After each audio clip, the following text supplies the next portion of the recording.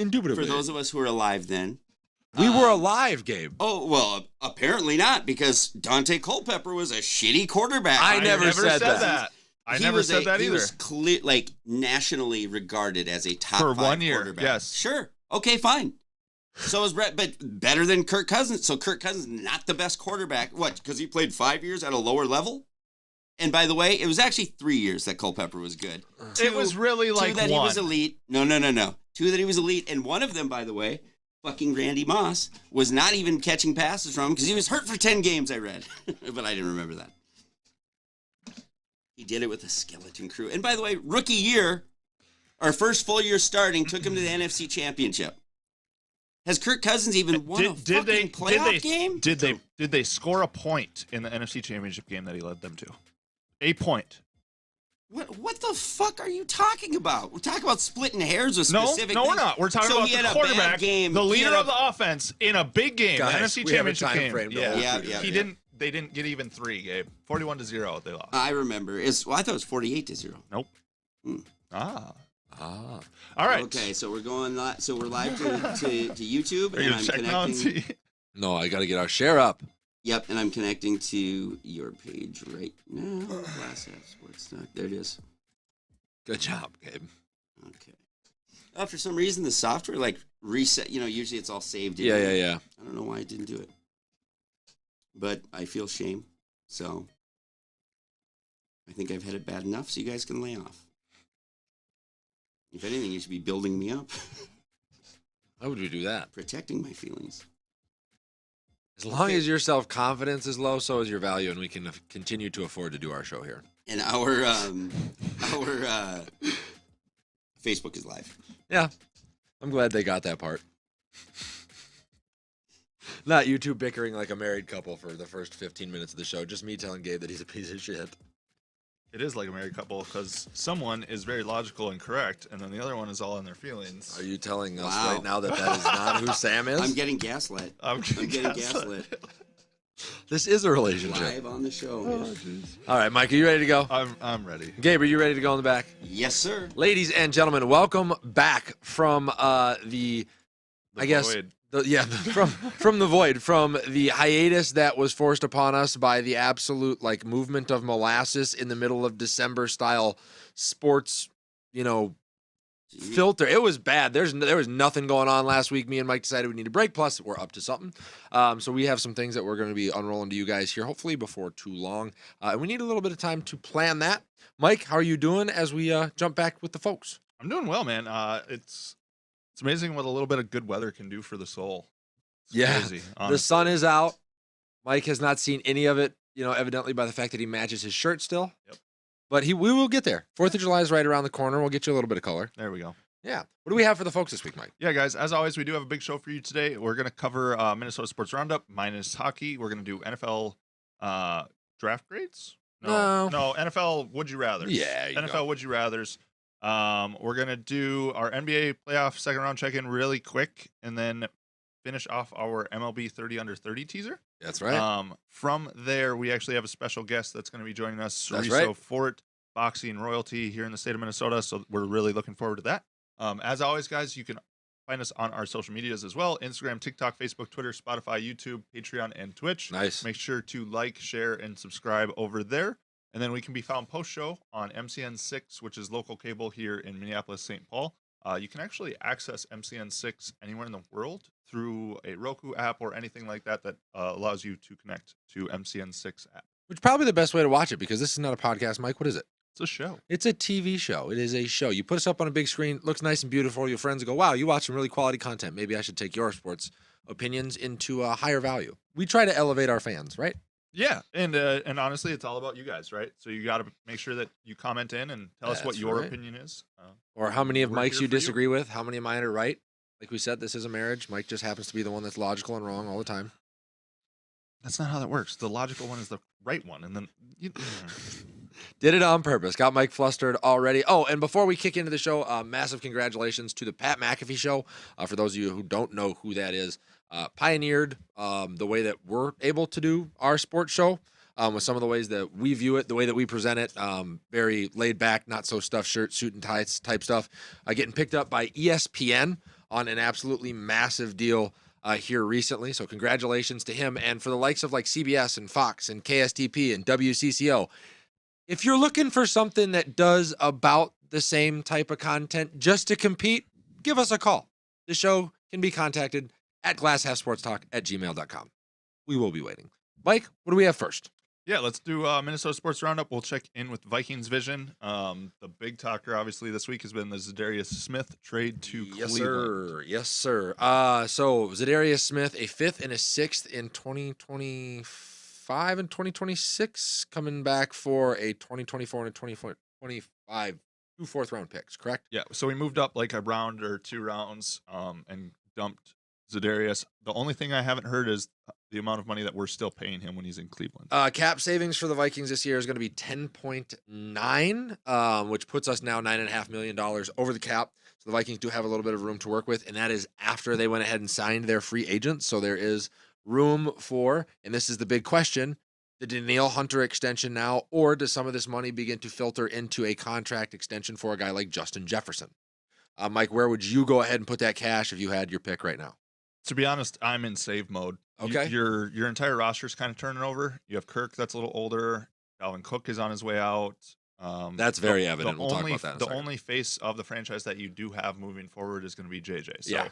whether it's putting it to the side to put it into his contract, or if it's putting it aside to be able to sign a rookie quarterback a year from now or something along those lines, you're basically just putting it in a piggy bank because you know that you're going to be spending money later on. Yeah.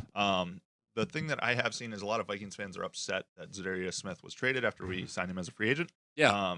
Guy didn't produce. When you sign a free, well, I think he did okay. For right? 8, we paid him for half the season. And then he gets hurt, right? So it's always an injury concern for him. But to me, when you sign a free agent that everybody has the ability to sign, yeah, and then you're able to get assets back, like moving up in the draft for that free agent, I think that's a no-brainer. Yeah. You win on that move because you get more value back, right? Mm-hmm. And that's what Kwesi's about. That's what the NFL is about. It's what's propelled the 49ers to the top of the heap, right? It's all about what you have as value in your franchise. I totally agree with that. It does leave some questions for what is the pass rush going to look like this year. We didn't have a lot of depth last year, and I thought, hey, if you're going to hang on to him, at least maybe you're improving your defensive front by having him, Daniil, Davenport, some of the guys that you're bringing back from last year. Maybe helps us from giving up 5.6 yards per carry like the Vikings have seemed to over the last couple of years. Maybe more, and I know that's a dramatic stat, but maybe continue to be able to put pressure and exotic packages on the quarterback. It does limit us somehow. Are you worried about that at all? I am not, because what this does to me is it shows that they're actually extremely confident in the undrafted rookie that we signed out of Army. Or who that's are you talking the about? Inside backer. Okay. Andre Carter is going to be the edge rusher from Army. 6'6", has great speed, almost is built like a smaller Daniil. Undrafted free agent from Army that we signed. So I think that that shows, hey, this kid could actually be something. You do have Daniil and Marcus for this year. Yep. You're also bringing pressure from the nickel, from the safety with that Brian Flores scheme. So you don't necessarily need your DNs or your edge rushers in a 3-4, outside linebackers to be able to beat those tackles in one-on-one matchups, because you're typically going to be bringing more than they are protecting. Yes. That makes sense? Yeah, I would agree with that. And the next thing on the list would be there was an announcement that it doesn't look like the Minnesota Vikings were able to get a deal done for Dalvin Cook trade-wise, with the June 1st designation coming up on him. I think the Vikings are just going to go ahead and cut him, because the difference between cutting him pre-June 1 and post-June 1 is about $3 million. Pre-June's 8.2, post-June's 5.9. So you probably want to get him off your books sooner rather than later. That would put the Vikings right back into being able to sign another free agent, make a trade if they have the ability to do one. I know you said you're in save mode a little bit, but you do have big contracts coming up. You would like to be able to take care of Daniil. You would like to be able to extend JJ. I'm split on Daniil, if I'm being honest with you. Well, I mean, but we can get into that at a later time as well. Yeah, if Kirk plays well, you're going to have to obviously go ahead and extend him maybe for one more year. The cap hit on that. I'm just saying, there's going to be places to put this money, and it is nice to see them for once not pressed dead up against the top of the cap, which I think has limited us to go out and get depth guys at times in the last couple of years. The reason we're not pressed up against the cap, though, is because we're not a good football team right now. Well, making those moves like, hey, Kirk played well, we have to re-sign him. No.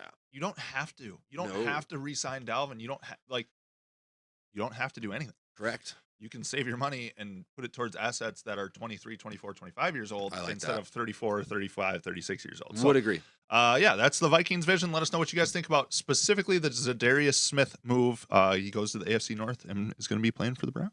Yeah, and that's about how their record will look this year. Real brown. Yep. Wolves watch. We're just going to touch base real quick. There's kind of have rumors swirling around Cat. And now that the Spurs actually did get the first overall pick, those rumors are a little bit more confounded because that was what it was all for. Do you know what the deal was specifically? I didn't look at the exact scenario, but there was a couple of pieces that I texted you about that I have kind of put together that leads me to believe that the Vikings, the Timberwolves at this point are very interested in trying to make a move for Wembanyama. Pairing Gobert and Wemby and getting Cat out Would be as a part of that trade would be huge. So here's my question: if you're the Spurs, do you go Wemby for Cat like now because he's so skinny and the injury concerns and all these different things? Well, you have or to like what is his true value because of like you think Bol, Manute Bol, Kristaps Porzingis, like all of these tall, slender 7'3" and above guys that had all this hype, haven't been able to actually produce over a long time. Yeah, and let's take a look at the most recent case. Like the most recent case is Chet Holmgren, who was drafted last year from Minnesota. We off the top of our heads, we just listed what 6 guys that are literally this mold. So I get that he's a 7'3" nimble, 7'5" actually. Well, and that's the crazy. And here's the other thing: coming out of college and coming from overseas is very different. You've seen it in guys like Luka. Even in guys like LaMelo, it seems like when they've played against professional talent, there may be regardless of what their build is, their bodies might be a little bit more used to the punishment instead of the large adjustment that is coming from fast pace, really just fast break college basketball into the NBA. So there's a little bit of that there that I would go, okay, maybe does that offset the injury concern? Maybe a little bit. But that would be Yao and Kristaps as well, would it not? Correct. So there are cases that go the other direction, and Yao wasn't necessarily hurt a ton till the end of his career. But, like I said, with him having a relationship with Rudy Gobert, who he trains with as part of the French national team, and then Anthony Edwards, dropping in the interview that's where he's going to be headed to work with Rudy Gobert in the offseason, there might be a little bit of relationship in building and posturing there going on by the Minnesota Timberwolves. There's going to be a need for like 8 more dominoes to fall. Oh, yeah, for sure. Well, the first one can go very quickly. I would say the first one is like rumors that Cat might be out, especially tied to the Spurs. Boom, 1 domino. Mm-hmm. The second one is you have Gobert and ties with Wemby. Like true tie. They are both French nationals, like some of the greatest big men to come out of that country. Yeah. They're very, very close. Yeah. Domino number 2.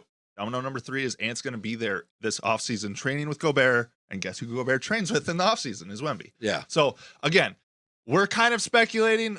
It's just starting the process. But this is kind of what would need to happen at this time of year for that to happen. Yeah, and let's not. And Mike said that the Spurs thing would have to happen, right? There are other dominoes that can fall. There was another landing spot for him, which was the New York Knicks, and what we would be receiving in that trade back wouldn't be Wemby, but it is maybe enough to then go ahead and package those guys and the picks you get together with some of the things that we have now to then make another move, right?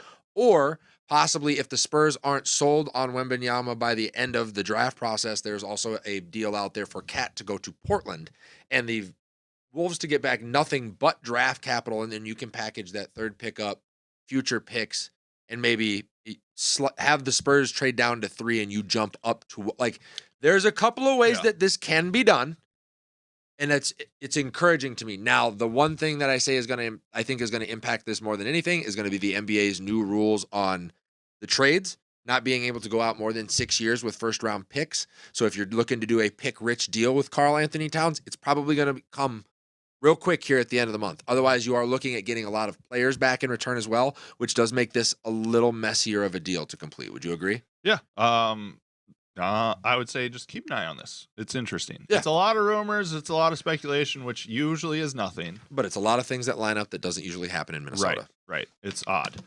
Twins teaser. How are the Twins doing, man? Still sitting at the top of the AL Central, I believe. 3.5 game lead. Kind of weird. I didn't like seeing them lose the way they did to Cleveland, but then I also was impressed at their ability to win the series against the Dodgers, or the Padres, a little bit of the offensive explosion that you got against the Cubs over Mother's Day we've weekend. won the season series against the Yankees for the first time in 21 years. Yep. We're winning games in Los Angeles against the Dodgers. Correct. Like, that, even if we go 1 of 3 in LA, like, we're beating the Dodgers, which doesn't usually happen. Yep.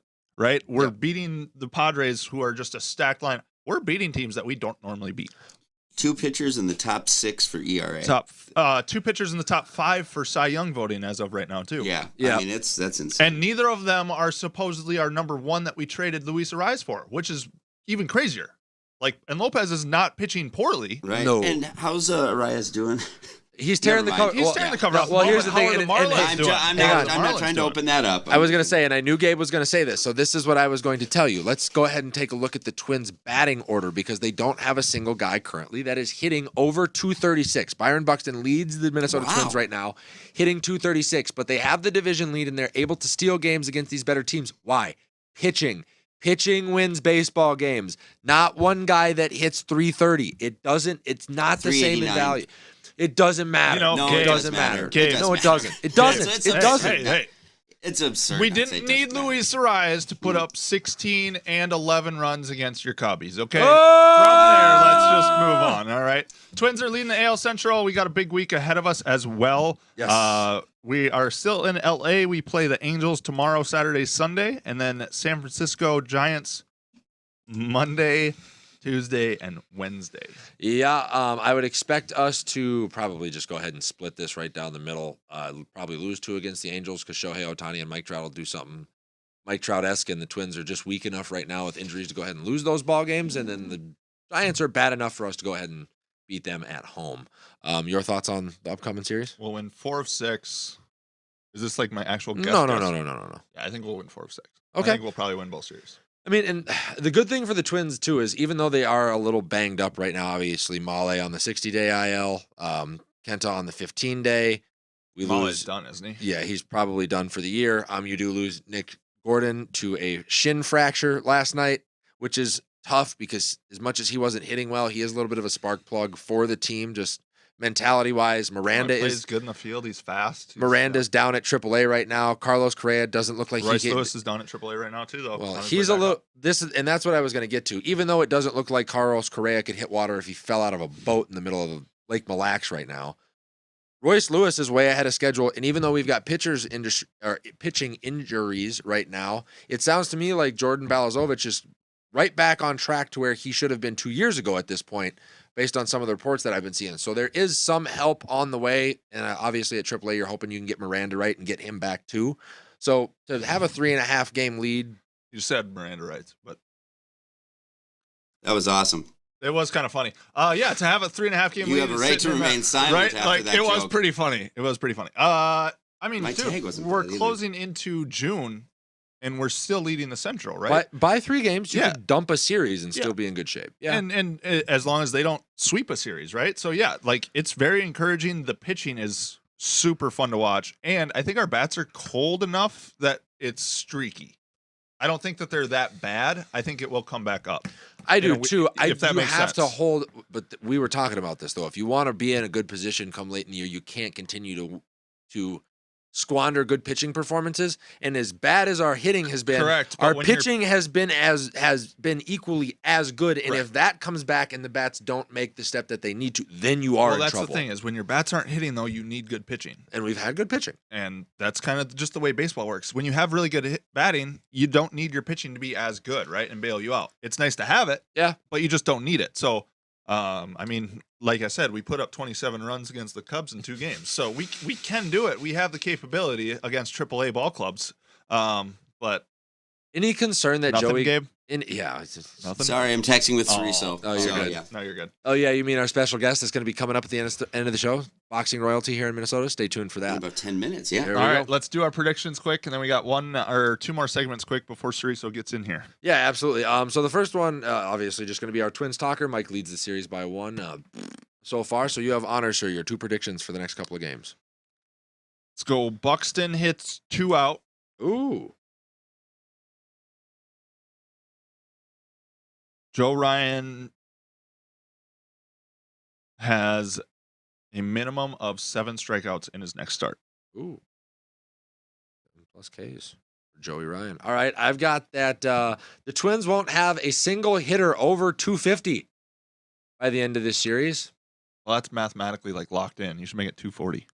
Well, he's at 236. If he Oh, gets hot, exactly. he gets hot over the next If 6 he games, hits, he can get there. if he goes 6 games, 3 at bats per, if he goes 18 for 18, is it even I watched mathematically you. possible for him I to go watched you 250? take bunny layups without the blindfold on for the first 2 weeks. I get one every here and there. I mean, okay. The other one is I'm going to say Joey Gallo gets another home run, but it's going to be from the leadoff spot, which I know is the whole reason he's been bitching at Rocco Baldelli lately, which I think is ridiculous. Dude, you're getting playing time and hitting home runs. Why are you complaining where in the lineup you get to hit?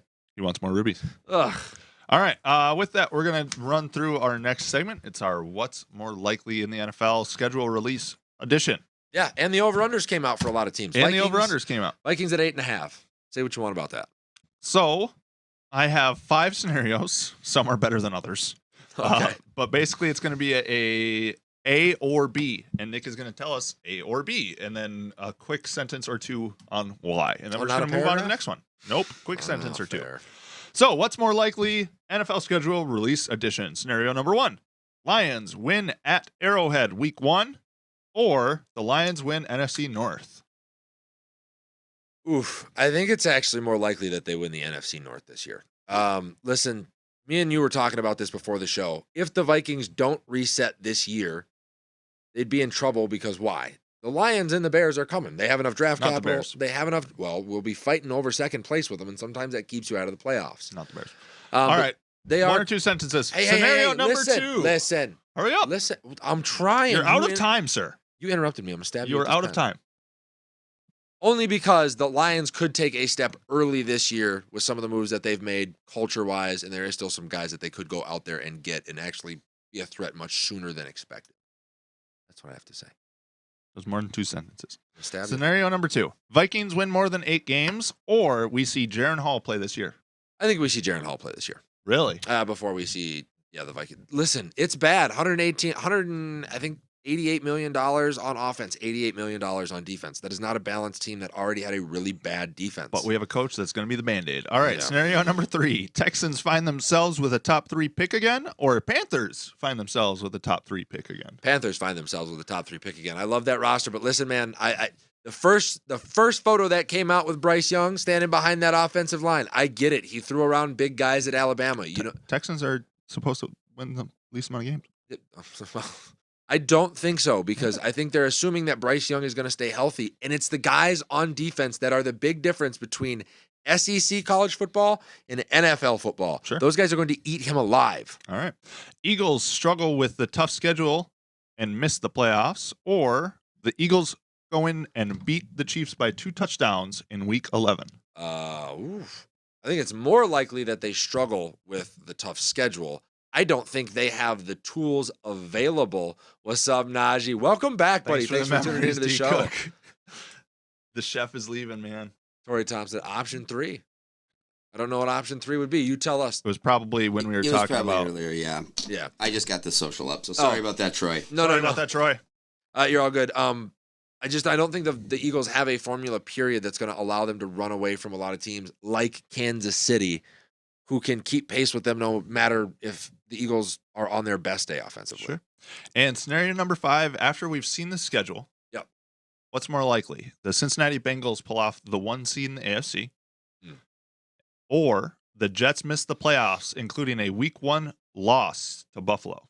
I told you this. I think it's more likely that the Jets miss the playoffs. Then the Bengals get in the 1 seed?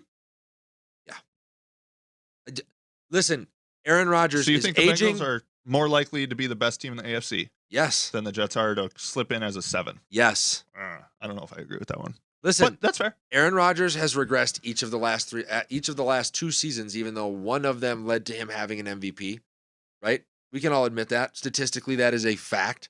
He is a degenerate outside of football. You don't know who you're getting when you walk into I the think he's locker the room second day most over day. talented thrower of the football on the planet. I don't disagree with you, but it's everything else that I worry about. Well, sure. And and he doesn't play well in the cold, folks. And what is it in New Jersey late in the year? Cold. Not as cold as Green Bay. Not as cold as Green Bay. More north. They have the lake effect from the coast, but it's more like 30s, 40s. and snow. That's why they get like the big snow drifts and stuff. Okay. He might play in more snow, but it won't be as cold. If that makes more sense. Maybe. He also doesn't have the roster. Oh, let us know what you guys think about the scenarios. Which one do you think is more likely? What are some scenarios that you maybe want us to peek at? Yeah. With that, we have our NBA playoffs second round check-in. Nuggets versus Lakers. These are conference finals. Conference finals. This series is 1-0, right? Nuggets? Yep. Nuggets took the first one. Nikola Jokic at one point in the fourth quarter was okay. like, Yeah, let's talk about Nikola Jokic because every other sports freaking show right now is talking about how the Lakers have figured out the Nuggets and how LeBron shouldn't have or should have taken the shot. It's like, no. Jokic went for damn near 50 with a triple-double in the Western Conference Finals. Bow down to this man. Yeah, it seems like a little bit of a slap in the face that he didn't get the MVP. But we can't take playoffs. I told you 2 weeks ago that Embiid's going to be the MVP, and then he's going to come up short in the Game 7. Yeah. Did I not? Yeah, absolutely. Totally agree with you. And that's what happened to him and James Harden. But him and we only had the two of them on the floor. Him and Jamal Murray are going to be a problem for LA all series, unless Anthony Davis turns back into like, dude, Jokic babied Davis on the block. Oh yeah, every time he got the ball on the block, he babied him. You do not like, and the thing is, yes, the Nuggets were up by 30 and the Lakers like made it close. The Nuggets still won the game. And here's the thing: if you're a smart coach and a smart organization, and you have a 7-game series possibly in front of you, and you have a 30-point lead in game 1, you're gonna pull back a little bit. Yeah. And just make sure you get the win, right? So like everybody's like freaking out thinking that the Lakers figured them out. No, it was the Nuggets just easing off the gas. Yeah. Because they're an intelligent organization that knows what they're doing. Nope, I would totally agree with that. What's your prediction for that series, by the way? 4-1 Nugs. That's what I was thinking too. And I think they're going to be sitting there waiting for the dogfight in the Eastern Conference to get done. Because they're already behind, aren't they? Yeah. Yeah. Because, hey, and listen, man. They haven't even played game 1 yet, have they? No, they have. And the Heat won last night. Oh, it was last night. So the Heat won last night. So they're up 1-0. And I tell you what. It's Jimmy Butler, dude. Two things are happening in this series. If Jimmy Butler drags the Miami Heat back to another NBA Finals, you have to start thinking about him as one of the top 5 players in the league and probably one of the better players of this decade for what he's been able to. Miami sounds like a really good series. Yes.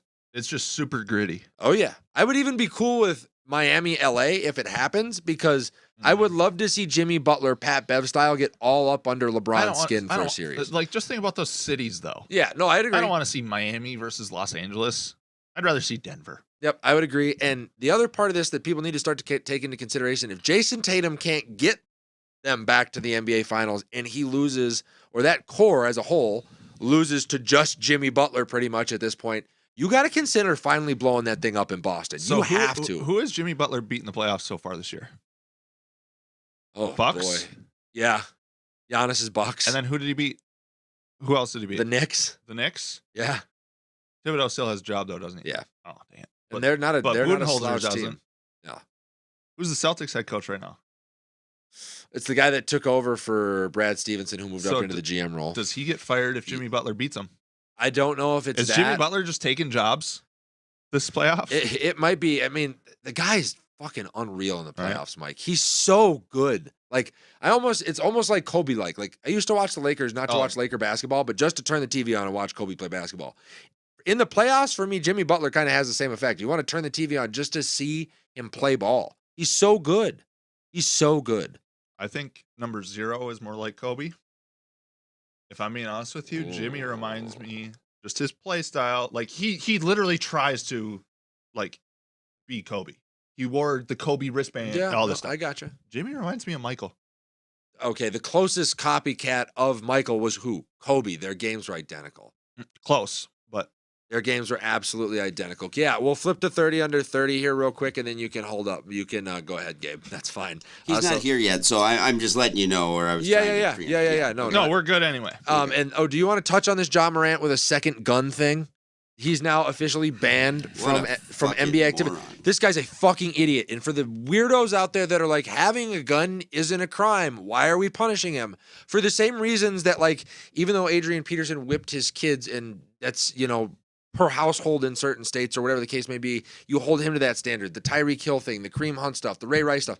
If we're going to hold our athletes to a higher standard, you have to hold all of them to a higher standard as role models. Otherwise, don't hold any of them to the same standard and let them do whatever the hell they want in their private lives. You have to pick a lane. You have to pick a lane.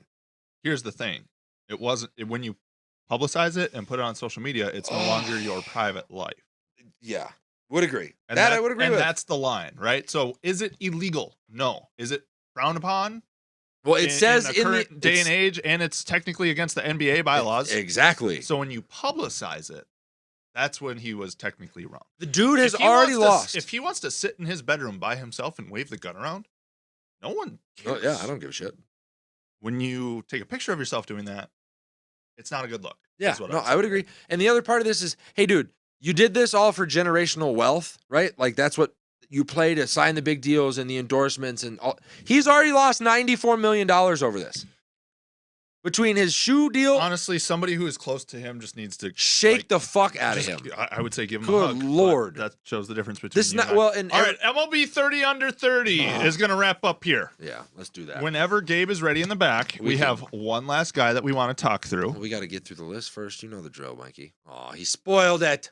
It's Drew Jones. It's Drew Jones. Yeah, dude, the prodigy.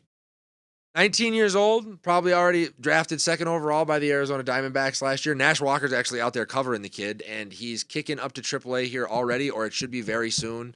Based on the genes of who his dad is, the future for this kid is incredibly bright. Like, incredibly bright.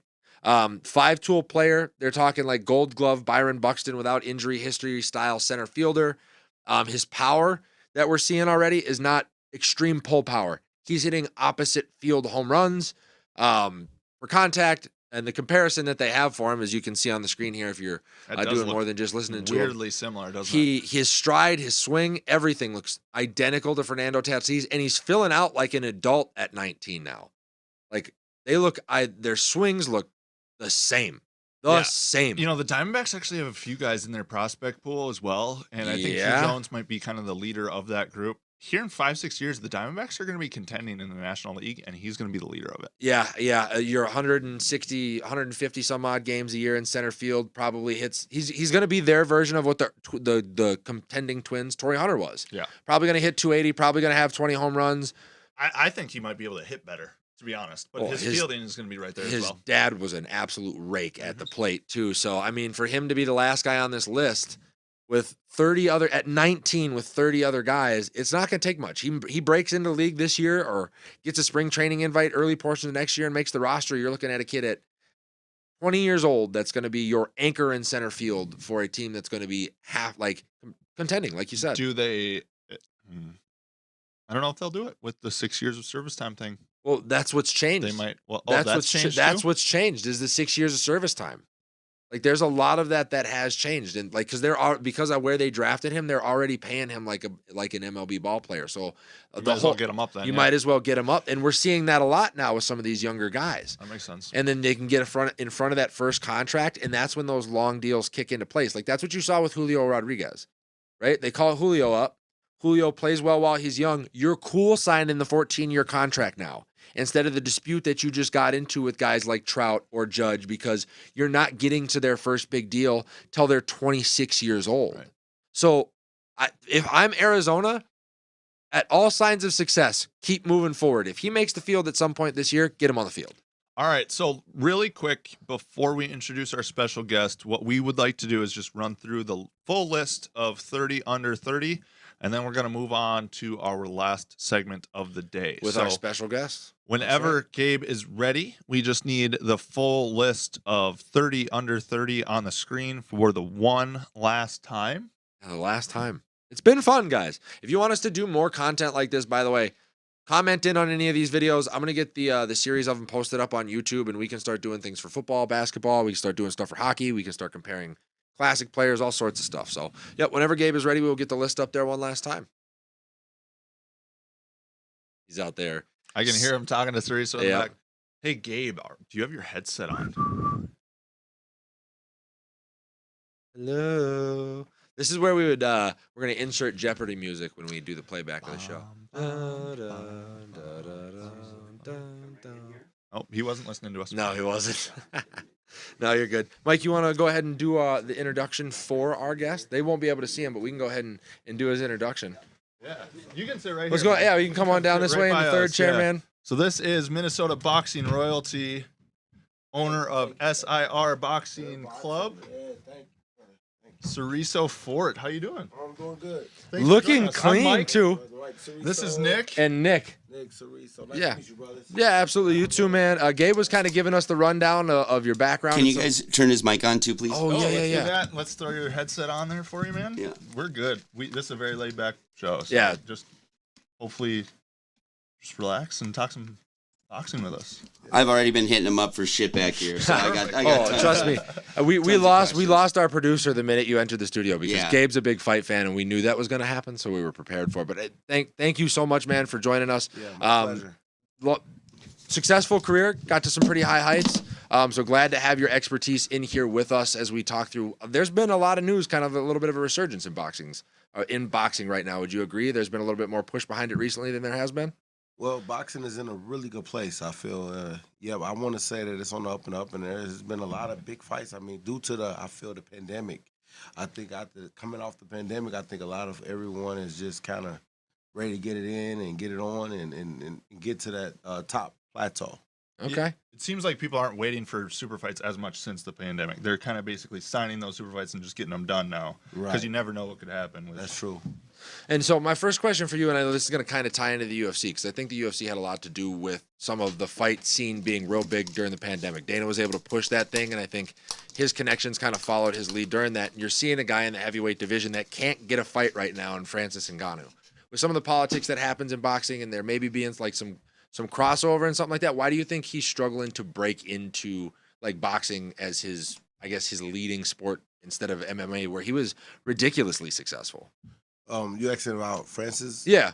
I'm not 100% sure. You know, I don't really follow the MMA, UFC. I don't Okay. want to follow UFC so much, but I do know the certain ground rope of Dana White. He's like boxing. He's like a part of the family, to some degree, because like what he have built into UFC is his intimacy of what he learned from boxing, from being around Floyd Mayweather. Oh, okay. I didn't know that. In a younger time, before UFC, before he started up, Okay. he was around Floyd, the gym in Vegas, and and he built, what he got going on is really great right now.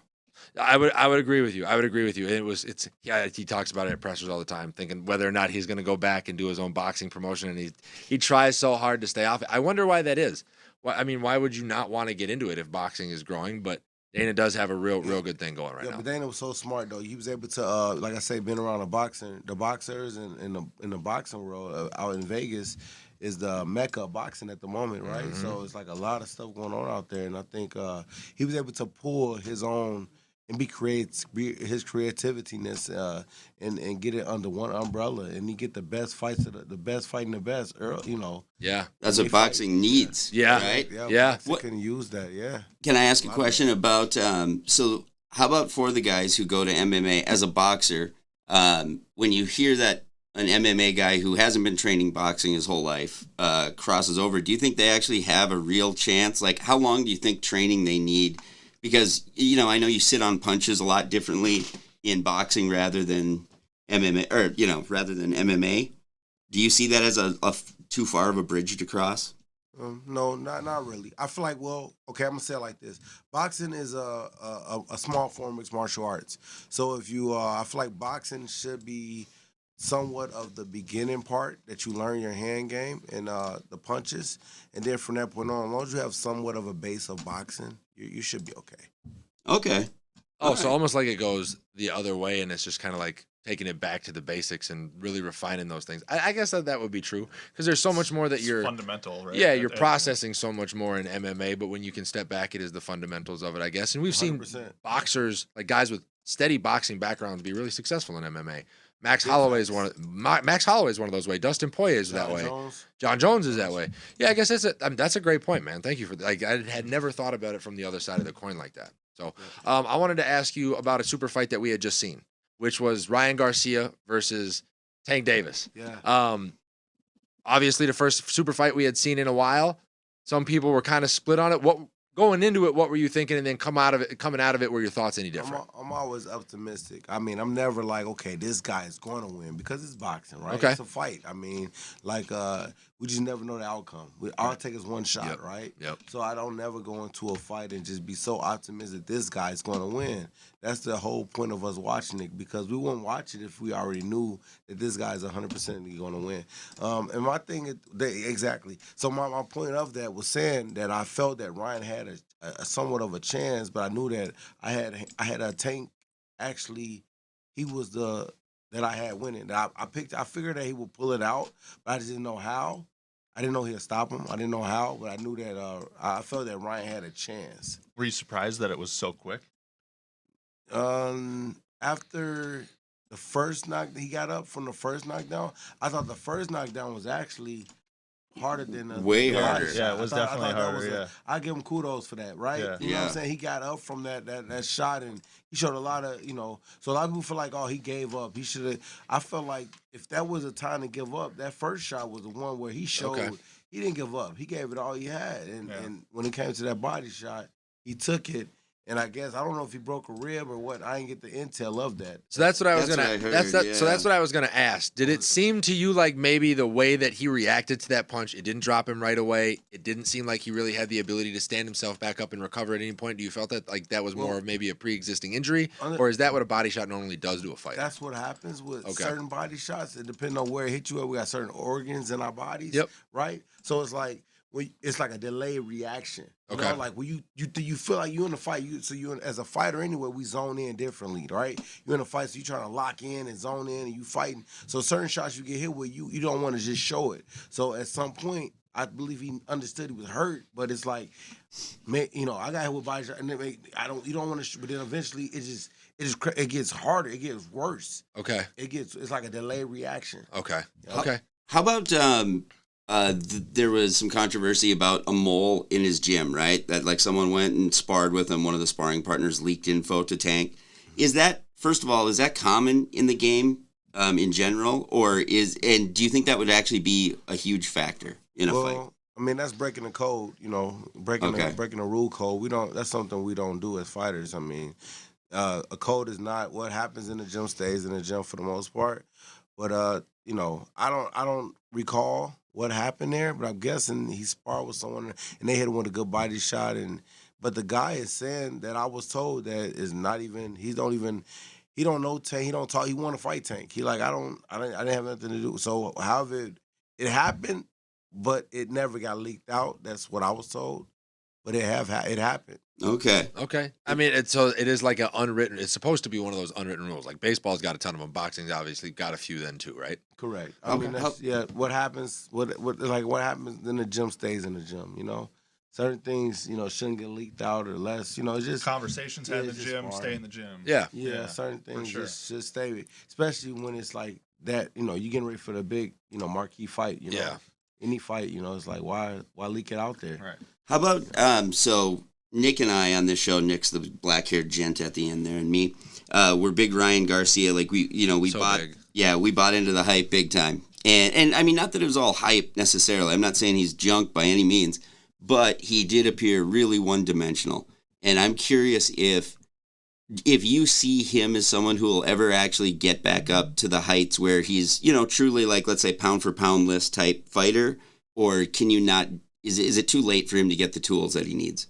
I think he's a really good boxer. I think he's anybody that been doing it since they was a little kid. Uh-huh. I mean, you become really good at it, and I think that his thing is just it's just certain about where you move as a fighter. Like certain, I think that was such a the fight, but like I said, we prize fighters. So at the end of the day, it's kind of hard because at the end of the day, he got to make the most money that he can make, and I think that he got paid pretty darn well, right? Yeah. Being a prize fighter. So I mean, it's just you want to kind of be leveling up, getting seasoned as you moving up the ladder, and I feel that they was doing so. And I don't know, he got some injuries and things happen. I mean, it takes a lot of talent, and you need talent and luck And in some this luck, sport, in the sport of Yeah. boxing. Well, especially at that You got high of a level, right? injuries All and those guys are things so happen. talented that Yeah. you need some luck. Yeah. Right, injuries and I mean, you just get. I'm not gonna say luck. I mean, like you got to legitimately like have a break or two Work there. hard, Like, grind yeah. hard, and you know these guys are dealing with injuries that we don't even know about. Yeah. You know that's not getting leaked out there. You know, Nagging stuff. Do you see him as a top 5, or let's say a top 4 lightweight, top 5, or at 140 yeah, or whatever? He's definitely top 5. Okay. Absolute. So, Okay. and my question to kind of fall off the back of that is now, and I don't know as much about like the dynamic between a boxer and his coach and how that stuff works. He leaves a fight like that, obviously, like Gabe said, the game plan looks pretty one-dimensional.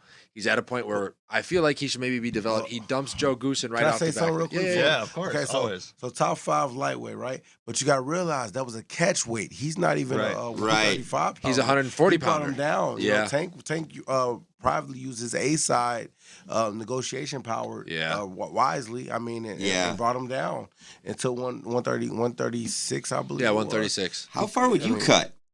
How far would I cut as a When you fighter? did back in the day? Because I'm curious if you know about or have real insight with that, I guess. You know, like, I mean, were you someone who cut 20 pounds before a fight or whatever, or 15 pounds? Yeah, I've cut. I cut pretty good, but I was always training, so I was always never cutting a lot because I was always training, right? Yeah. I was always kind of You were walking around at the fight that it was more so water weight. Yeah. So, but I wasn't okay. So, say for instance, I fought at 154. I was walking around like 165, about 10, 11 pounds above my weight class. Okay. When I fought at 160, I was like 170, 173. I was never like 20 pounds heavier, Right. but I was always in the gym training. Now, when you stepped up in weight, was that just because the older you got, the harder it was to take that weight off? And I feel like that's maybe why Ryan was on his way up to 140, because 136 just may not have been attainable as he grows into a more like, I mean, he was a kid. Correct. He started fighting in 19. Is that kind of how that goes usually for a fighter? Yeah, big facts. I mean, as you get older, I mean, kids, I mean, you know, we start off, your body just naturally grows as you get older. Muscles And way more, right? You got to move up, you know, otherwise you're doing a disservice to yourself. I mean, trying to, you know, cut weight that's not there and making weight classes just because you see it beneficial to you being there. You may be the bigger guy. We call them weight bullies, but at some point you can do a real disservice to yourself energy-wise, and it can hurt you. Okay. And then I wanted to get back to the Joe Goosen thing, because I think this is fascinating. Ryan has now bounced camp from Reynoso with Canelo. Obviously he had the mental health stuff, and then winds up with Joe Goosen. One-dimensional game plan, doesn't look great in this loss. What do you think what should he be looking for in his coach next, or where, you know, what does that process look like for a fighter to maybe get him back on track? Well, I think for the biggest thing with Ryan Garcia is the coach within himself. You know, I don't think it's so much of what you could teach him or coach him. I think it's more so of him doing what he needs to do. Because the stories I have told, I don't know 100% if this is all, but Reynoso put it out there that he was like, you know, Ryan would be there for, you know, he would work not devote himself and work as hard as he could work.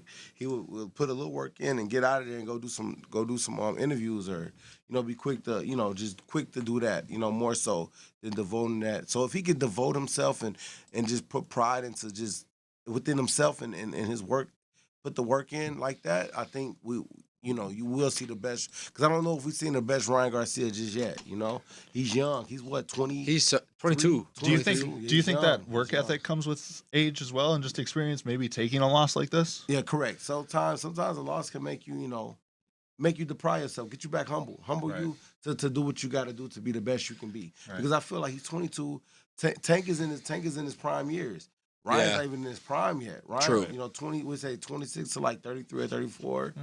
I mean, you know, so Tank was 28. Tank 28, and you got Ryan that's 22, 23. So Yeah, young. 22, I think, right? Not even 3 years away from 26. Yeah. So, I mean, he got time, and this could be just a learning experience for him that he, you know. And he still made a bag with it. Yeah. And Exactly. and it doesn't seem like his reputation, like some fighters, you get into a fight like this, you take a bad loss like that, I feel like they get like almost like a black mark or a bad thing on their resume. I don't think he got that. I didn't see any of that in the media. Nobody bashing him, saying that it's over for him, nothing like that. So he can bounce back ideally, right? Even in the media eye, because that plays into who you want to fight, how the money comes through, things like that. Correct. 100%. Yeah. Okay. I think a lot of that is like him now just using this as a learning experience, and just that's all it is, experience, and just going back to the drawing board and being the best he can be. You know, as far as when it comes to the work ethic and looking at what did he do that he can do better at, you know, to just That's point blank. That's all. That's really No what he such should thing do. as a loss, just experience. And use Yeah. some of that money and invest into himself There to you go. make a better Ryan Garcia as a fighter, right? No, I think that's a perfect way to look at it. From one super fight to the next, we got one coming up this weekend. Are you going to be paying attention to Yeah, Devin Haney versus yeah, Lomachenko? How yes. excited are you for this fight, and what are you looking for? I feel like this is a really good fight. This is I'm looking forward to seeing just how both will implement their strategies. I'm looking to see the strategies of what they come with, in the fight. Okay, who are you giving the edge to right now? Big size difference. It's a 50-50 fight. Really? I give, because I feel like Lomachenko got the experience.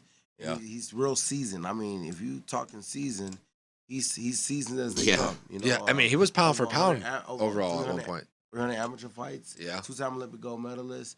I mean, he came in the game real tough, and fighting, won his first world title in his third fight. Okay. Then he came, just the way this fight is now is like Devin Haney is undisputed. He's the undisputed king right now, though. Wow. What do you think about that size difference, though? Oh, my. I was a little alarmed when I saw that. I was like, oh, like Loma's always little. I think But- Haney might have shoulder pads in those jackets. No, Haney's a Look at how fit big his shoulders individual. are compared to Big Loma. guy, yeah, he's a big guy. See, that's what you're looking at someone that comes down from like 147, and Lomachenko came up in weight. He's a naturally smaller guy, and we're looking at but yet and still, one thing it's the skill set. When you look at boxing, a lot of times or any sport, sometimes you see the size of something, but it's about the attributes and how could you, I think to me, Lomachenko and his losses. He had lost to bad. It wasn't so much of him as being he's an awesome fighter. Yeah. It has been like wrong strategy, wrong Yeah. game planning, strategy. His slow start, you think? Yeah, I think That's was all, why? it was all game planning. Them fights that was so smart when they start off like that. I believe it was game planning strategy. I think he's a victim to that. I think that's the only thing wrong about Loma part is the strategy part. Him and his team, a lot of times they have the wrong. They'll come up with the strategy, just not be right. Don't be the right strategy. Oh, sorry. Yeah, I was going to say, I think he's been so much better than people his whole career until recently that he could do that because he's like sizing them up, right? He's trying to like figure out their rhythms and all that, and then he could overwhelm them. Now he's fighting bigger guys, and like he can't do that, right? He's got to adjust to move quicker or not. Well, yep. I think the biggest thing too is like understanding. Yeah, he's fighting bigger guys, and some of these guys pack a big punch. Mhm. And the game plan, the strategy is not. It's not really so much of a bad idea, but it's a bad plan when the fight don't go right? When he don't get the nod. But the thing is, though, I think a lot of times with them guys, he's seen Teofimo Lopez, for example, the power that he carried, man, that kid, he was knocking guys out. I mean, he was getting some real explosive power, knocking guys out. I think the game plan was to, let him have his early rounds. They gave him rounds and they came back and hurt it. And Lemo almost won the fight. And I think this fight with Haney's not known for being such a big puncher.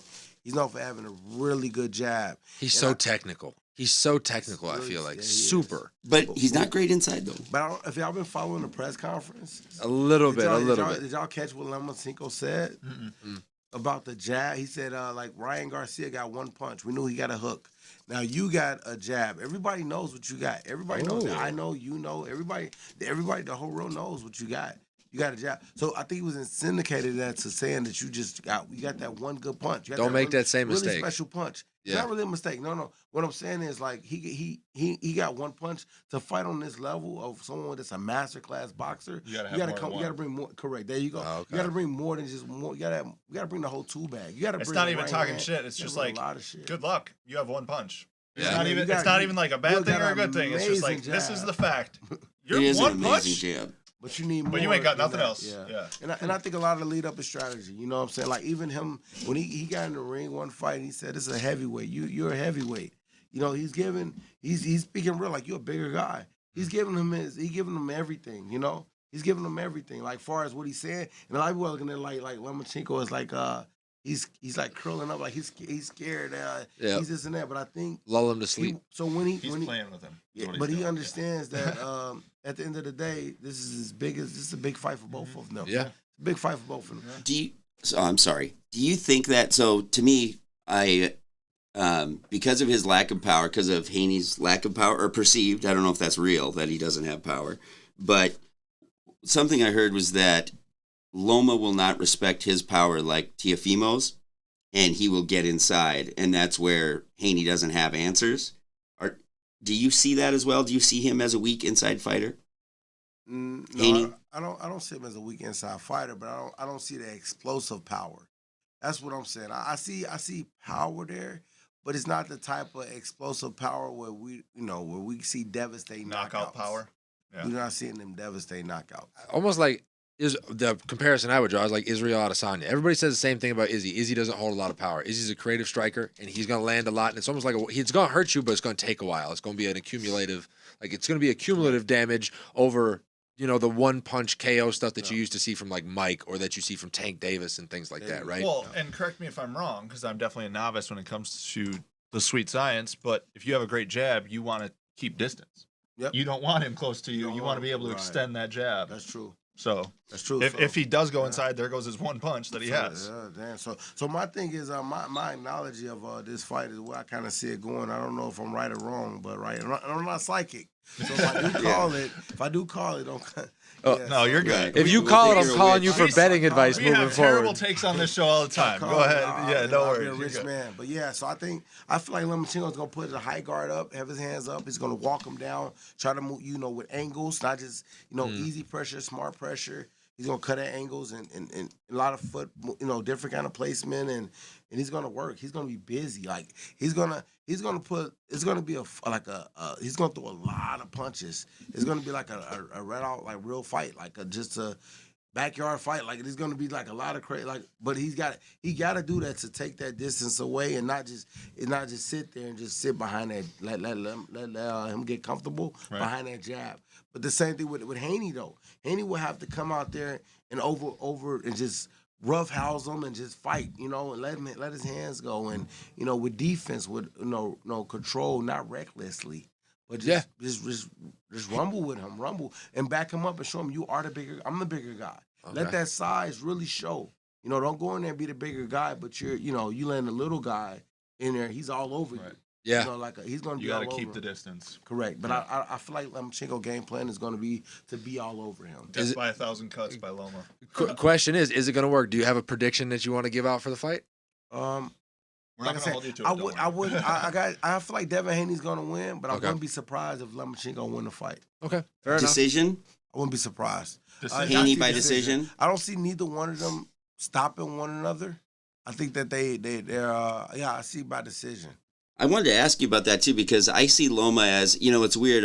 On one hand, he's what is it, Nomaschenko or whatever? Where he overwhelmed and broke guys. Yeah. But then also I've seen Antonio Tarver, who I love listening to about fights or whatever. He said stuff about how Loma kind of fights in that amateur style, kind of for points. Like he's not throwing leather hard necessarily all the time. I guess that's Tarver's take, not mine. But I'm wondering if you see that as well. Like, does he have the power to actually put Haney down? Or is this a decision fight? If any one of them land that shot on the chin or in the temple, in certain spots in the body, if it get touched, Ryan Garcia, salute to him. You know what I'm saying? Like when you get touched in certain spots, it's like even certain losses in my career. I'm go back to you get touched in certain spots. No matter how much you want to fight, you go down. It's a button. Any one of them guys any one of them guys can catch one another and can drop one. I mean, it could just happen. But I will. It can happen. So it's all about that button. So if he could touch them, and it don't take a lot of force either, though. Understand that if you get touched in certain spots, and the force, it don't take a lot of power, a lot of force. If you get touch that button, the guy can go down. Yeah. Did you ever get caught with like a bad body shot like that? I got caught. Yeah, absolutely. Yeah, I have. Yep. I started boxing when I was 12. I stopped when I was about 34. Okay. I never really stopped. I'm still in the gym now today.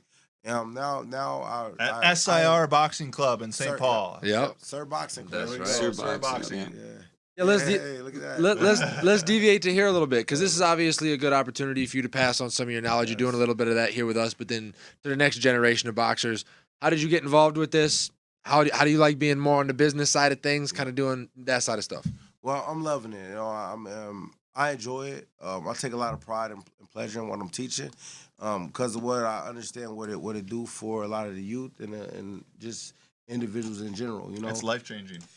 It's yes, not just about the health sport, is really is it? wealth. You know, and it's what I'm giving. You know, I'm more. You know, I'm able to give you something that you can. You know, you're gonna be able to keep it forever. You know, Okay. the price. It seems. You know, the price is there, right? Is you pay that, but then what you got it forever. You know what Yeah, I'm saying? yeah. Like 100%. Yeah, so I think it's like so. This is a very weird parallel to draw with stand-up comedy, Uh-oh. but I really do believe when you do these solo things that are scary or that are take some character, or whatever, it really is good for your character in a real way. You know, like it helps your entire life. Oh yeah, 100%. Yeah. I mean, a lot of times, like I said, like the kids that I'm working with, the teenagers and the young adults. I mean, even the adults. Everybody I'm working with, I'm benefiting. Like I get something out of it. It's Okay. making me a better person. You know, as well as I'm working them out, it's working me out. I'm constantly trying to better myself and keep, and figure out strategies and ways that I'm doing, from the competitive fighters to the ones that's not competing, to the ones that's just doing it just to get it to be in shape or to get Okay. in better shape. So And- it's, And who can come to your club? Like, I mean, who like is it open to everybody, adults, kids, and whatever, or do you have to be a serious fighter? How does that work? yeah, all the above. All the above? Okay, yeah. You gotta be a serious fighter if you come in and try to want to compete. I want you to be serious about it. Yeah, but then we got something that's for those that's not so want to be serious about it, right? Okay. So, yeah. You do personal training and serious fight training. Correct. Basically. Yep. Okay. And then so what you see there is the competitive membership 150. So that competitive membership is someone that want to compete. Once you have competed, then we like through the gym, through myself as being a fighter, I got like a scholarship where I cut the price and somewhat take $50 off, and now it's the fighter membership. Okay. So now as like you out there representing, doing your thing, fighting, you still get the same benefits as you had as a competitive member. I still train you, but you only pay $100 for the month. Oh, that's pretty. I like that. That's pretty cool. You got any killers in the gym right now that you might want to give a little shine to? Yeah, This yeah. show does go out to about 2 million homes here in Twin Cities. Yeah, Alexander. His name Alex. Okay. See, we just got back from Philadelphia. He fought at the National Golden Gloves. Okay. How'd he do? He did pretty well. I mean, he won one fight, then he lost the next fight. We drew a fighter from Detroit. He won the tournament the previous year. Okay. He won the whole national tournament, and not only did he win it, he got the most outstanding boxer award. So Okay. he was the best viewed boxer out of the whole tournament. Okay. And pretty competitive fight? Yep, pretty competitive. Yeah, we showed a lot of skill. We hit him with some good shots. It was like it was a real good. We lost the decision. Okay. I thought we did pretty well. Due to Alex's experience. Okay. Alex, that was Alex's 13th fight. Going into that fight, that was our 12. We only had 12 fights. Going into that fight, that was our 13. Now we got 13 fights. I wouldn't change nothing in the world, because that experience right there is what's going to pivotal him to become a better fighter. No Okay. such thing as losses, right? Just learning Yeah. experience. What weight class? 139, that was. Okay. Okay. And then, what? Has he got anything coming up? Maybe we could pub a fight that that Is he's he one gonna of be these doing? guys? So, Sorry. yeah, Alex is the kid right there in the middle with the Sir boxing logo. I don't know if you see Oh, that. yeah. Oh Yeah. yeah. there. A white Yeah. guy. Yeah. I love it. He's Hispanic. He's mixed. Hispanic. All He's right. He's mixed. Yeah. Okay. His dad's Hispanic. I believe his mom's is. Yep. Yeah. Man, That's Very awesome. cool. Yeah. That's so there you cool go, you that got- does- Yeah. And then my man's over. Yeah, man. You got the combination, man. These kids, the whole crew there, they all went down there and did very well. This was one of the better years. One of them that we had for the Upper Midwest. They went out there Okay. represented very well. That crew there. I feel like it's a place where boxing could or maybe should catch on is up here in the Midwest. You obviously have places in the East Coast. You've got Vegas. You've got some areas on the West Coast, some areas in the South. Midwest has really not had a ton of shine Yeah. outside of And that's another thing too. As we talk about me running my boxing program and having a gym here, I could have went out to Vegas or I was out there staying with Floyd Senior, working out there, training hard, working, grinding What? out there, and it's big. It's not just all about. Because the money's there, right? The Yeah. money's there if we really want to make a power move, business move. But the thing is, to me, I feel like, when you're good at what you do, you're going to get paid for it. Yeah. Right? And the thing is, though, what I want to do is I want to help make some champions come out of here in Minnesota. I want and out of our region. I want our region to be a powerhouse like them other regions and states. So why not be an additional to what I came out to be a product of what I I've been a product of this environment. And I'm gonna keep growing the fruit and labor out of where we at here in Minnesota. Did you start your boxing career here in like Minneapolis, St. Yeah, I Paul? started when I was 12 years old. Very cool. Okay, dude, that's so awesome. You're giving back to the community. That Yeah, most grew you. definitely. Was this always that. the plan for you? Like post boxing was to stay. Like you see some And people see- they get out of their sport, they go away. Other people they can't leave it. Are you one of those guys that just can't leave it? I'm honest with you. I mean, this was the plan, man. Okay. It was the plan, but I did not expect it to happen so soon. Okay. I mean, I think as though I looked at myself as doing it when I was much like in my 60s. Okay. I'm like, I wouldn't be able to. That's what, when I first came in, that was my coach. A guy by the name of Wes Hayden.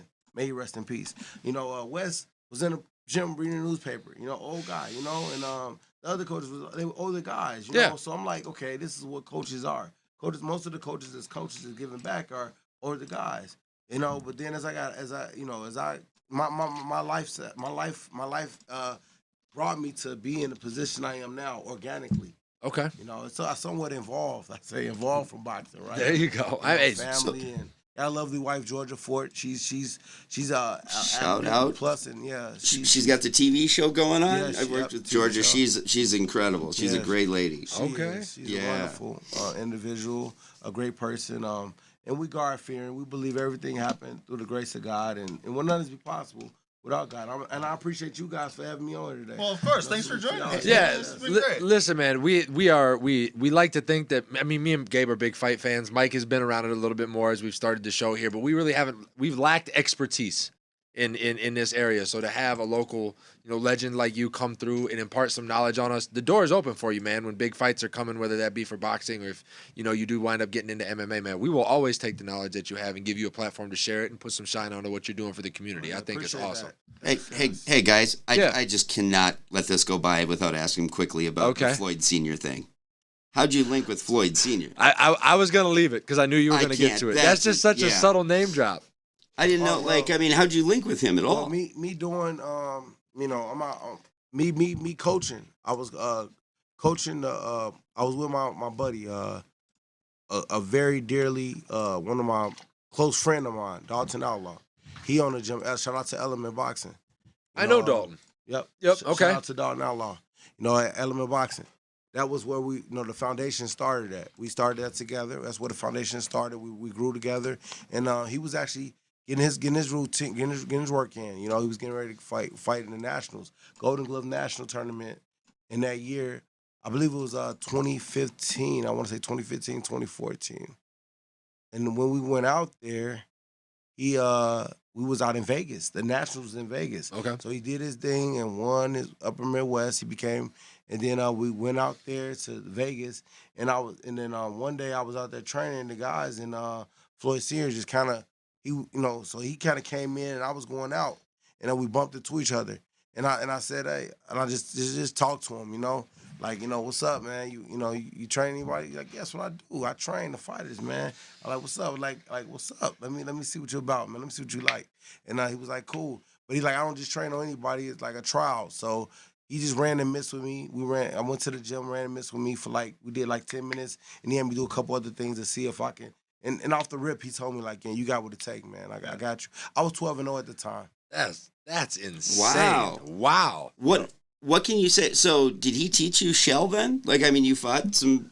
Do you use Philly shell? Yeah, I know it. I used it in sparring, but I never really brought it out. Right. In the fight. I never really brought it out in the fight. No, I been using it in sparring. I know it. I teach it for those that want to learn it. But yeah, it's something that you really it takes time to really develop, like anything. Yeah. How about peekaboo? Do you teach peekaboo? Yep, absolutely. Do you really? Yeah. Okay. Yeah, that's awesome. So you can learn peekaboo and To shell learn peekaboo. from you Yeah. here at Sir Boxing Club in St. Paul, straight from Floyd's coaching tree. Shoulder rolling it is. Yep, shoulder rolling. Yes. So That's put the crazy. shoulder- That's you crazy. You roll it up. And I just think shots that's go. such a cool But you opportunity got for to keep kids. your eye. You got to keep your eye on the. Because what it is not just defense. The sitting defense. Right. You're setting up offense. You're setting it's up a the counter. punch. Yep. So you're rolling. And you got to come back with a shot. I'm a huge James Toney fan. Like James Toney is like one of my favorite all-time boxers. He mastered his craft. Yeah, I loved him. So so I love hearing anything with Philly shell like that. That's awesome. So, that's very cool. I got one more for you, so you can maybe help me settle a little bit of a debate here between me and Gabe, and I'm going to tie a defensive question since this is what we're talking I'm about. I'm going to look bad on this one. I know he's going to. Nope. Yeah. Okay, so first of all, obviously there's I'm in good spot now. Don't pull me in the middle. No. So first of all, one of the guys that I've always been impressed with has been Canelo Alvarez, because I feel like he went to school after his loss to Floyd Mayweather and developed his ability to be like, you can't hit him. You're an inch away from him at all times. Great defensive fighter. Gabe is not sold I'm a that hater. He's a top 10 fighter of all time. What do you have to say on this? Of all time. All fighters, all time. Is Canelo I'm talking a pound top for 10 pound fighter of all time in your All opinion? time. Well, it's kind of hard to say right now because he's still building his case. He's still building his resume. He's still in it. So, I mean, that could be true. I mean, He's not though. He's still building his case right now. No, and by the way, I admit that of course, he's a great fighter. I just can't stand him. But I just respect the future politician answer out of Cerresso. Yeah, That absolutely. could be true. It could be. yeah, but he's not I though, mean- because guess what? He's not going to put anything on his resume that's going to improve where he's at now. Well, here's the from thing. here Do you on out. think, if you're I don't- Canelo, do you that even might be bother true. taking the Benavidez fight? Because that looks like it's on the horizon for him. So right now, I think right now he's looking at Bivol, the rematch. Yep. And I like that. That'd be impressive. Go back after the guy that beat you. Other than Mayweather, right? Mayweather retired. Mm-hmm. He can't fight. So let the Mayweather one ride it. That one's gone, right? Mm-hmm. But the Bivol fight, he's trying to make that fight happen in September here. So that might be the next fight for Canelo. Okay. Or He he does can that. revenge He does that build one. his I didn't know resume. that That actually. would be good. If he would revenge that loss, that would be really well for his. That would be something. I did hear something that said that seems to be the game plan as he starts to wind down. I mean, he is getting up there at this point. I don't know how much longer he's going to be able to continue to chase titles like this, but it does sound like Bivol and then potentially Benavidez, if Benavidez can get another win. That guy is so dangerous. If you're Canelo, would you even bother stepping in the ring? Like, you're talking about an age gap earlier. That one's going to be huge. Well, we had a guy that came here from Cuba and resigned right here in Minnesota, David Morale. Okay. David Morale is another one, man. Him and Benavidez, I would like to see them two fight in the winter fight Canelo. But Hey. I think Canelo, any one of them is going to be, it's going to be a big chip to handle, right? Yeah. Because they're young, hungry, and they're really, really big guys, and they're really good. Yeah, I would agree with you, man. Can you say that name one more time? David Morale. Morale? Okay. Yep, David Morale Jr. Yeah, he was right here, resident. He left Cuba. He came here in Minnesota. He fights at the Armory. This is his home base. Okay. Oh, he fought on Showtime, looks like. Yeah, so David Morale. Oh, man, shout out, man. That's any other fighters from here? Or, let's say that there's someone who is Really good fighter. who wants to be a boxing fan here. Where do you go see fights? Or is there some organization that puts on better fights than others, like that kind of stuff? I mean, and also, all the gyms around. We got a Circle Discipline. You got a ACR gym. You got a Uppercut Boxing Club. You got a Element Gym. You got Brunette's Boxing Club, which I don't know. You got a lot of. We got the Old School Rice Street Gym. You got, just all the gyms. We got CMB Boxing Gym in Egan. You got a Minnesota Top Team. It's just all the gyms. If you buy a gym and just try to stop in the gym and just try to learn the art. I mean, I think it's a very good thing, a good tool. I love boxing dearly. I think it's a good thing. And as far as where you can go to box at, I would love for you to come to my club. Boxing club. Well, me and Mike will pop through at some point and see what it's all about. Maybe me and him can work out some of this angst that we have and that we build, debating sports with each other every once in a while here. Mm-hmm. What is the age range? Like, what's the minimum age actually that you? And then we have David Morale here on. I think this is the guy, right? David Morale, yeah. Yeah. This is him. Jesus. Okay. No, hold on. Yep, that's yeah. Okay, David good. Morale. Yeah, just making sure. But yeah, that was a brutal. That was right. That's right. That's the one here in Minnesota? Yeah. No, that was the undercard of Tank fight. He was the co-main event on the Tank fight. Oh, I didn't even okay. know Tank fought here. Yep. No. That was in Vegas. Okay. Ryan Oh, Garcia- okay. Tank Ryan Garcia fight. That was the co-main event. He was the co-main event. Oh, wow. Yep. Dang. Hey, Minnesota put on. Let's Top go. guy. Yeah. Absolutely, man. But now he's out at resident now in Houston. So he's Okay. out in Houston now, but he still hold Minnesota at heart because now he's fighting for Minnesota and Houston Right. and Cuba. Yeah, So- I mean, he's been a couple of different places. The fact that he stopped here and was a part of this community, though, is cool. You know what I mean? Starting at the Armory, like we don't have a big fight scene, like you Yep, said. but he was training up with over at COD with Coach. Yep, over there at COD. So he was doing a great job over there with the coaches over there. Perfect, man. We're gonna go ahead and close the show up. We were really glad to have you. Before we start getting into our outro here, why don't you let people know all over the place where they can find you, social media? Head on over to the website, obviously. My name's Cerresso Fort. You can find me on all the social media. Sir Boxing, Instagram, Sir Boxing Club. Yep, that's where you can find me. Yeah, check out Sir Boxing Club in St. Paul, guys. Honestly, East side, right? East Yeah, side, east right? side of St. Paul. Yeah, A wealth of knowledge. Right in the heart of East Side. Arcade and Case. Yeah, yeah. And whether it's for your health, like personal training, or you actually want to fight, Some self-defense. does it all. Anything If you want to learn from a local legend, Yeah, this might be absolutely. where you want to head, Appreciate that. guys. Hey, this was our first local legend in studio. Yeah, There you that's go. true, man. Great. So we Thank you appreciate so much for joining us Yeah, we today. absolutely appreciate you coming appreciate you through. guys. Hopefully, if you had a good time, man. I know that we got Spence and Crawford that might be coming up. Maybe we can grab some Yeah, information that one from you. right there. Yeah, we kind of have- waiting. Yeah, we got to wait till they announce it, though. I mean, it's been a lot of. Who do you like for that? Yeah. Real That- quick, just a little that's- shade. That's a 50-50 one right there. I don't Bud know who will Crawford. win that one. I don't know who will win that one, Oh, to be Bud. honest with you. Yeah, I don't know either. That's a but, tough one. But I like Bud. Well, It all depends. I can see that, it really all depends on how, one fight the other. The mentality, what strategy. That fight right there is a good one. But like Bud said, I know Bud personally. He No said, way. He said, God damn. Don't. This ain't the one where you can do what I just did. You got to go all in with him if you with him. So fair enough. Yeah, yeah. Well, thank you for burying the lead on a couple of these name drops. You do have a network that we need to tap God into. damn. Maybe we can push Yeah. you for some more information as we get closer to that.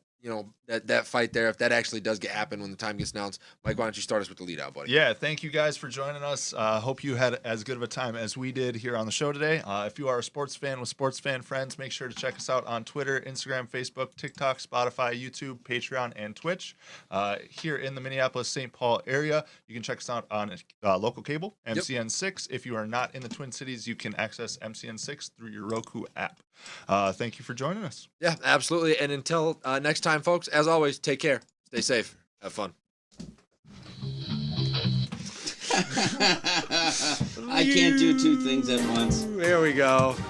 I just can't.